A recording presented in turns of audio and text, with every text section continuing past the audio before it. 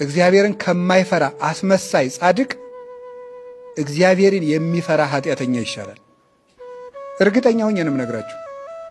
ዳዊት ኃጢአት የወረሰው ሰው ነበር። እውነት ለመናገር ደጋግሞ በዝሙት የሚወድቅ ግን ማንን ይፈራ ነበር?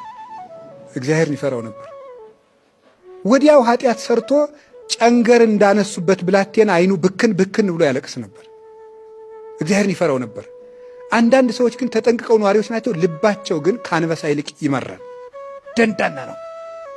ከአንደበታቸው የሚወጣው ቃል ድንግጥ ያደርገኛል። እኔ እገሌ ሞተ ሲባል አሽሮታል እንኳን ደፋው ሲል ልቤ ስንጥቅ ይላል። እውነቴን የምነግራቸው አይባልም እንደዚህ። ምን አባቱን ጆሮውን ቢለው ኑሮ ይላል። ነውር ነው። እንደዚህ ያለ የአውሬ ልብ ነው። በፍጹም በጠላትህ ሞት ደስ አይበልህ፣ ቀን የሚያመጣውን አታውቅምና። ሰሎሞን ነው እንደዚህ ያለው።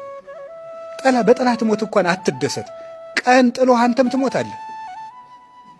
ልበ ደንዳና አለመሆን፣ እግዚአብሔርን መፍራት ማለት እንደው ትልቅ ነገር እንኳን አለመናገር ነው። ትልቅ ነገር ልብ አፍን ይገልጣል። ከልብ ሞልቶ የተረፈውን አፍ ይናገራል ጌታ። ማቴዎስ 15 ላይ እስመ እምተረፈ ልብ ይነብብ አፍ፣ ከልብ ሞልቶ የተረፈውን ማን ይናገረዋል? አፍ ይናገረዋል። አፋችን የልባችን ማሳያ ነው እና ጨካኝ ልብ አይኖራችሁ። እውነቴን ነው።